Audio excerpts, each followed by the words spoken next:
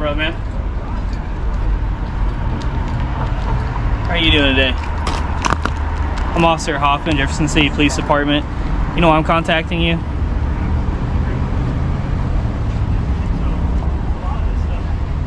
Yeah, we can play a silent game, man. I'm trying to contact you. You have every right to record me. I want you to record me. My camera's recording too. So the thing is, man, business called. They say you're taking pictures. They tried coming out here talking to you, just seeing what you're doing. You weren't being really cooperative with them. Is there any reason why you'd be taking pictures of the business?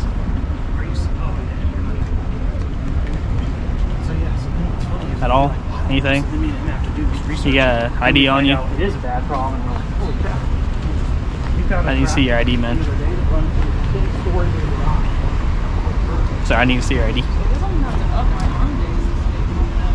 Do you need a language translator at all?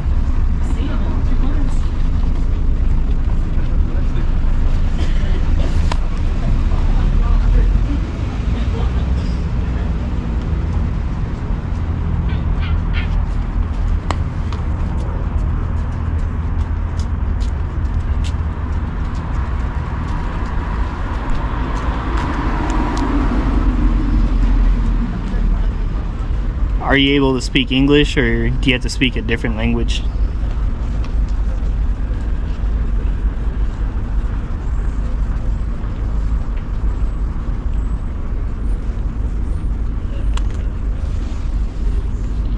Are you able to speak English? Do you need me to contact a translator for you?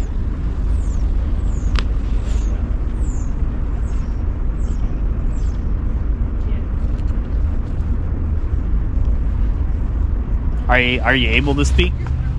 All right, guys, let me take you right into this wild moment. It begins with an officer approaching a silent man outside a business. The officer calmly asks how he's doing, introduces himself as part of the city police department, and explains why he's making contact. A business has complained that the man is taking pictures of the establishment, acting uncooperative, and refusing to communicate. The officer tries multiple times to engage, asking if he can speak English or needs a translator, interpreter, or assistance. But the man remains completely silent, further raising suspicion. As the officer tries to understand him, the tension slowly begins to build in this unusual encounter. Do you need a sign interpreter or anything like that?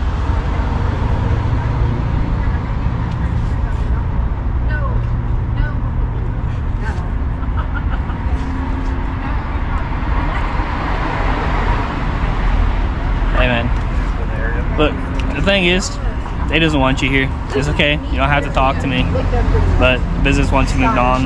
You're sitting here as a bank establishment, you're taking videos and pictures. I'm more willing to work with you if you talk to me, but at this moment they want you moved on. You understand?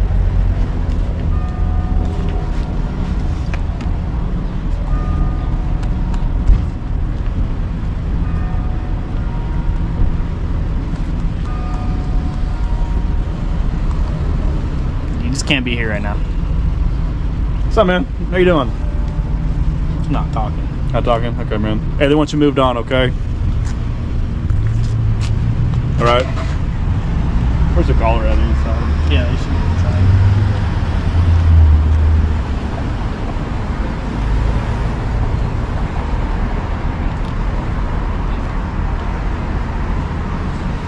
I get it's frustrating too. Thank you for what little cooperation you did give me.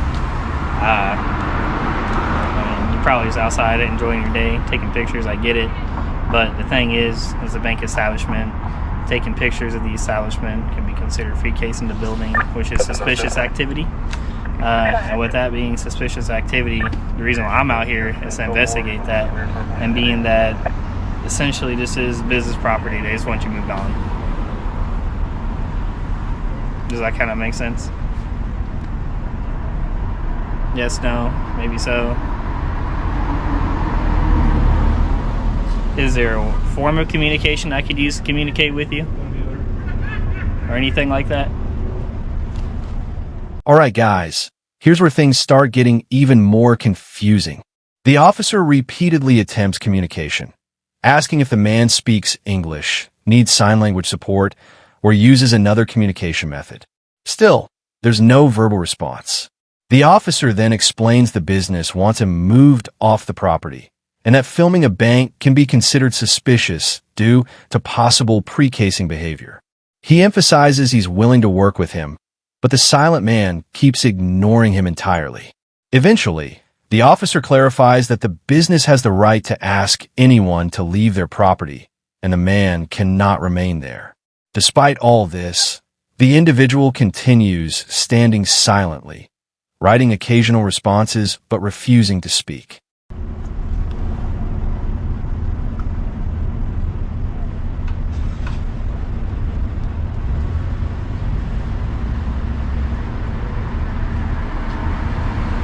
Is there any other extra way you could cooperate with me or speak with me or anything, sir?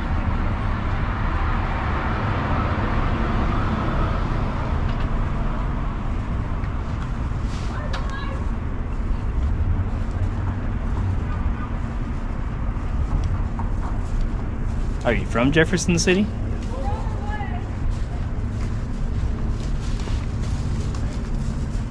Are you from here? Are you from Fulton, Columbia, Jefferson City? I'm assuming you're from here, being that you got a Chiefs jersey on. You excited for the Super Bowl at all?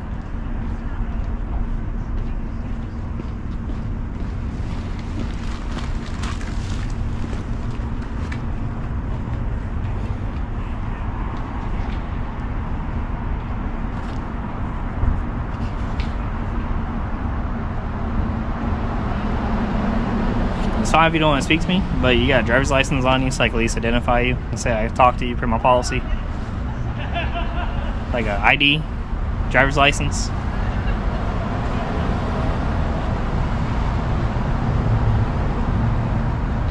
Are you able to hear? Can you hear?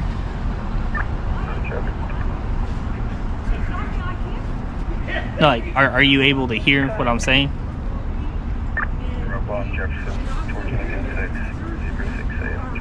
Like,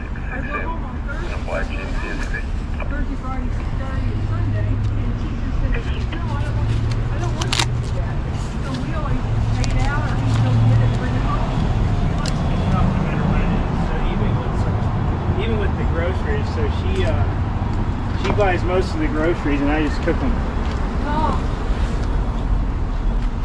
So it works out.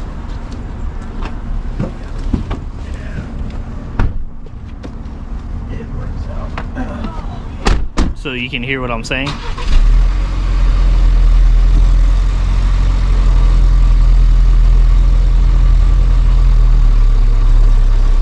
So can you hear me?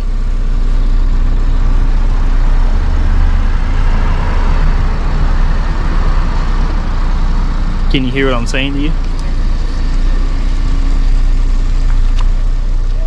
All right, guys, this part really shows the officer trying every approach humanly possible. The officer attempts small talk, asks where he's from, mentions the Kansas City Chiefs, and even tries to lighten the mood. Still, there is no speaking, only gestures. He politely asks for an ID for his report and department policy, but the man refuses to provide it. The officer then checks if he can hear him at all, questioning whether the man is deaf or experiencing communication difficulties. At moments, the man responds with nods or shakes of the head, proving he does understand, but still refuses verbal interaction. It becomes an awkward, uncomfortable standoff where the officer keeps trying to remain calm and professional. I can't give you my pen, man. I can't do that per my policy. I can't give you my items and tools I use for work. I can't do that. I can't do that. You'd have to use your phone.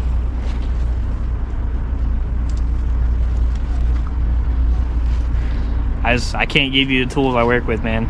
It's not something I'm allowed to do. I apologize.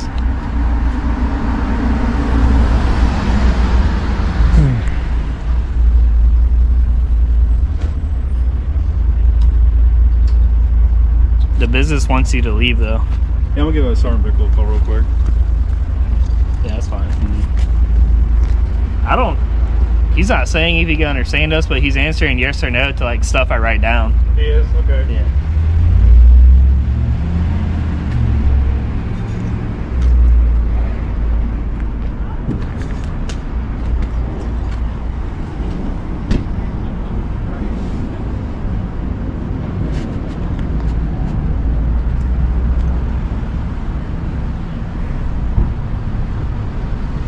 Are you like an auditor?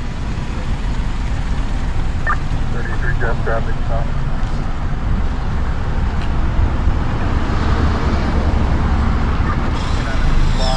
Sorry, exit doors. Doors on a black spice receiver. And if you want to stand here, we can stand here. But at the end of the day, the business wants you to move on, okay? 29 minute clock. I can't do that. I can't do that.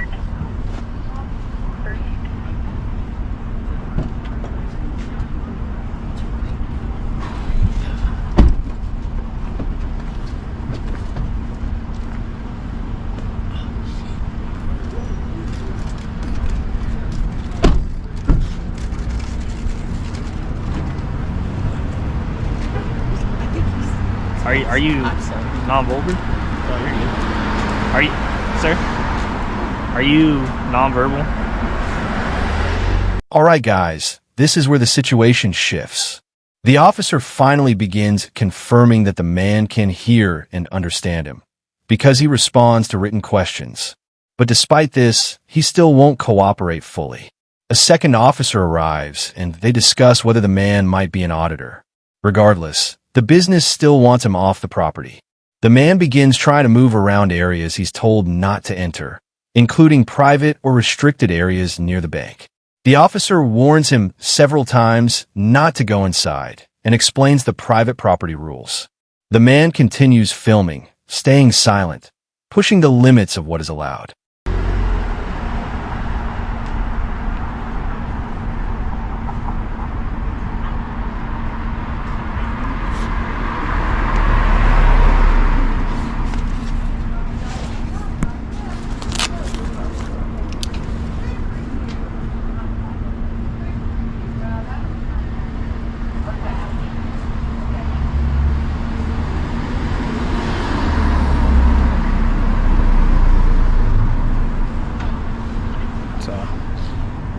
I can't give you my equipment. I can't.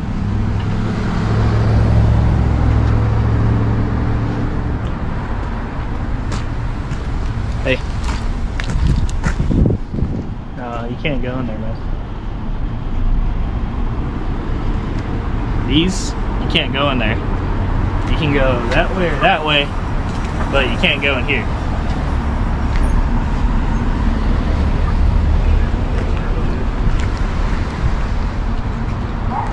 Excuse me.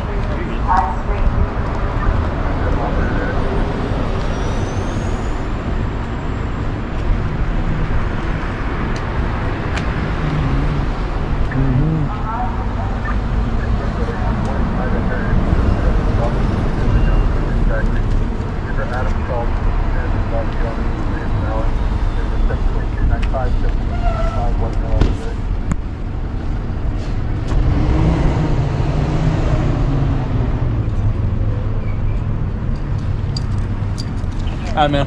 Hey, you're good to stand here, okay? Just don't harass them in there, okay? Alright? Okay. Like I said, don't be following them. Don't do anything weird like that, okay? But you can stand right here. Just don't go in there. Okay? Same private property. You can just stand here and record. I can't give you my equipment, man. I mean, I'm not going to do that, okay? Are you deaf?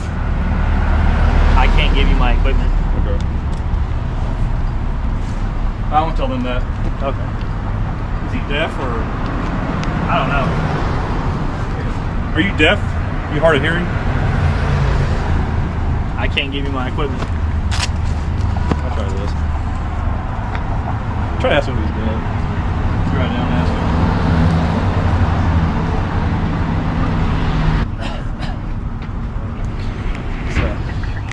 him. You're free to stay, but leave the business alone. So them, you gotta leave them alone, okay? They don't want you taking pictures or recording anything. I'll write that down too. All right, guys. Now the officer really tries to lay down the rules clearly. The cop explains again that the bank does not want photos or video of the establishment. And although the man is free to stand outside on public space, he cannot re-enter the business or follow anyone inside. The silent auditor repeatedly gestures for the officer's pen, but due to policy, the officer refuses to hand over any official equipment. The officer becomes increasingly confused, unsure whether the man is deaf or intentionally refusing to speak. Even when the officer writes out clear messages, such as no pictures or recording the bank, the man keeps filming and signaling without saying a word.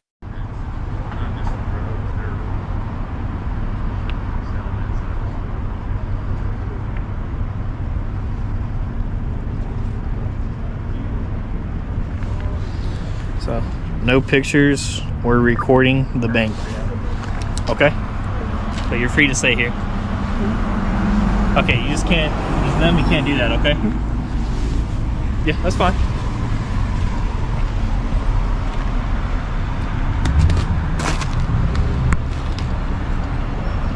Hey, I saw you, man.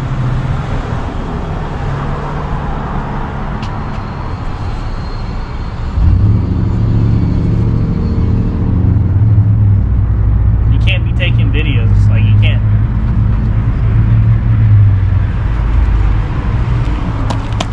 Hey, no pictures or recording the bank, so that you can't be doing. That's fine, but you can't be taking pictures. That you can't be doing it to there. The bank doesn't want that.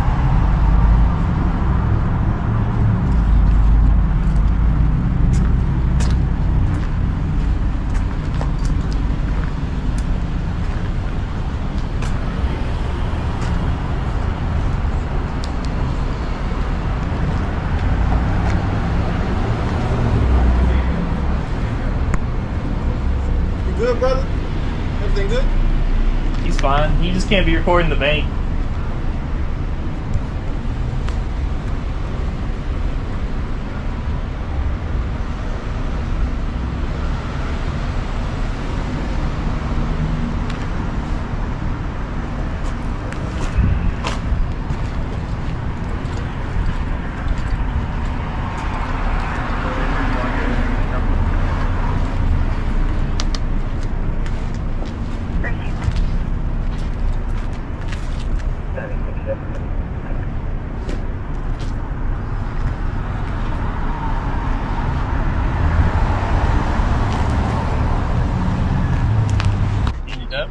I don't know, but he keeps trying to record. I mean, he can do it. They don't do it. They don't press hard. Alright, man. I mean, he's not hurting anything, but they don't want to be victim. You can't do nothing. Yeah. Like I said, it's not illegal to be just stuff like this. So, okay. All right, man. Yeah. Oh, do you want to talk to the narrative, or you want to? I can type it. Okay. So. Is he deaf? I don't know. He still hasn't talked to me, and I'm not going to give him pen and paper, so. All right, guys. Now watch how the officer struggles to maintain control. The man continues recording despite multiple warnings that the bank does not consent to it. The officer stresses again that although recording in public is legal, recording inside or directly targeting the bank is against the business's wishes. The man keeps gesturing silently, causing the officer to question again whether he is deaf or nonverbal. More staff and people walk by confused as the officer tries to manage the situation. Despite the warnings, the auditor keeps recording everything around him, maintaining silence and pushing boundaries while staying technically within the limits of public accessibility. Here's the final moment of this strange encounter. The officer tells the man he is free to stay outside, but must leave the business alone and stop recording the interior. Other officers discuss whether the man is deaf, nonverbal, or simply refusing communication. The officer ends by summarizing his stance. The man is allowed to stand on public property, but not film the bank directly or enter private areas. As the scene wraps up, The officer prepares his report, explaining he cannot give the man his pen or equipment, and noting the man responded only through writing or gestures. The encounter closes with lingering uncertainty about the silent auditor's intentions.